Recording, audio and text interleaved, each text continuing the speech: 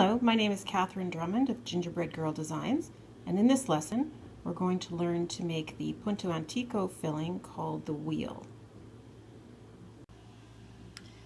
To start this filling, you're going to need a few things.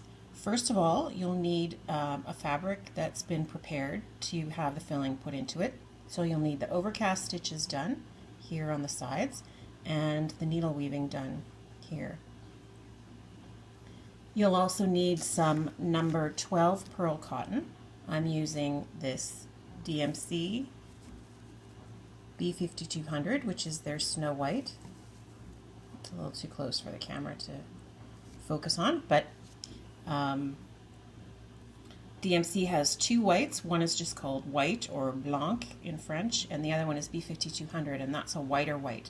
And when you're using white in a design, you shouldn't mix the two whites if you want all the whites to look the same. The B5200 will make the regular white look dirty. You'll also need a number 26 tapestry needle. And you're going to want to cut a long length of the number 12 pearl cotton, probably about 1.5 yards, and thread that into your needle. Secure your thread in the back of your work. I like to secure mine in the four-sided stitch, which is this square stitch along the edge here. And come up in the corner of your work.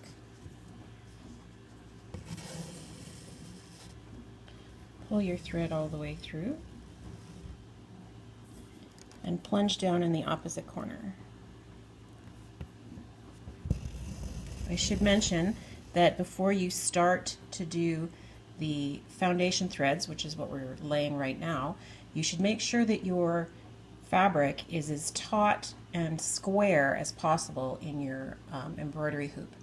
If you do filling stitches like this and your fabric is not square in the hoop, you'll find that it will never be square after that. The filling stitches will permanently warp the fabric. So for the best results, you'll want your fabric to be very square.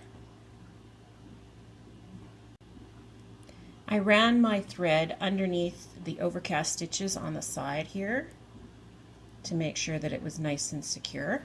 And now I'm going to place another foundation stitch across the other diagonal.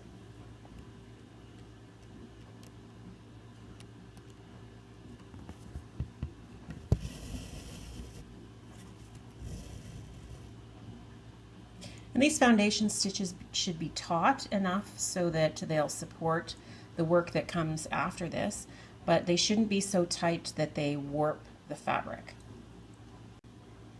Again, I ran my thread underneath the overcast stitches on the side here, and I'm going to come up halfway across that side and go down on the other side halfway.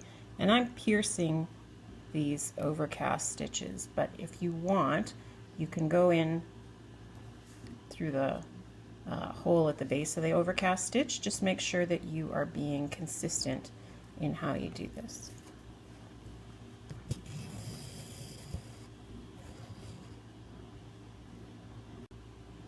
Again, I ran my thread underneath the overcast stitches and then underneath the needle weaving on the side here to come up in the center of this woven bar.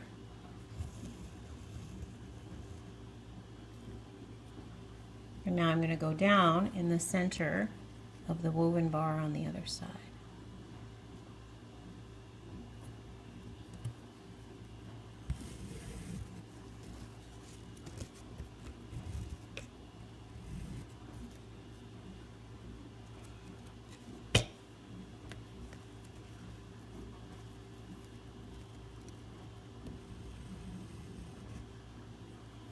And you can see I pulled that a little bit too tight. I'm warping the woven bars, so I'm going to loosen that up just a little bit. Now I'm going to come up from the back of the work in this space here, which is across from where I plunged down at the back.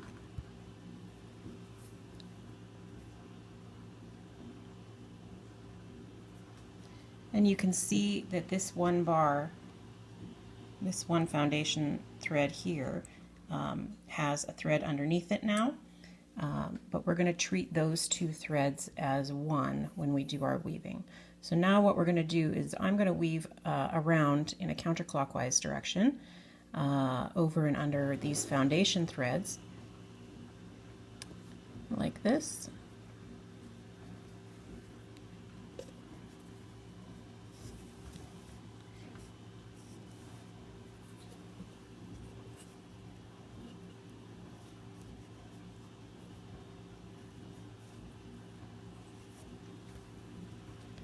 And that's one full circuit, weaving over and under the foundation threads. And now I'm going to pull that tight around the center. And you want to do that without moving where the center is. So if it moves, you just want to push it back to where it was a little bit. You want the center of these foundation threads to stay in the center.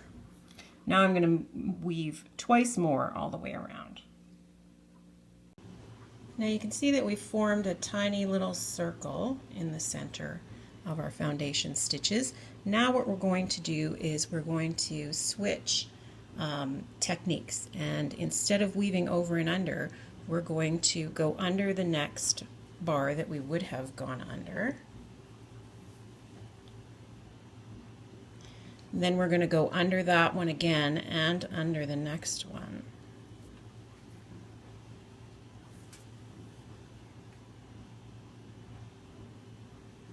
And we're going to go under that last one again and under the next one.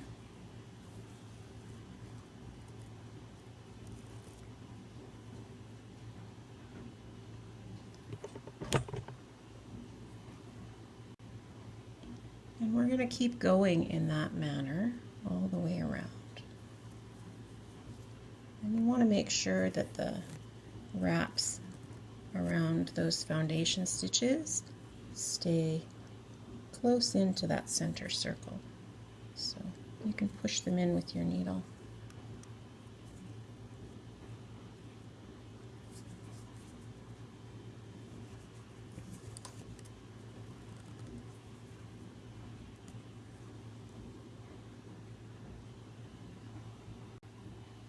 Now you can see that I've worked my way all the way around the circle once, doing those little back stitches, and I'm just going to keep doing that, filling up the space, making a wheel. And you can make this wheel as big as you want it to, all the way out till it touches the sides, or you can make it a little smaller than that if you like that look a little bit better.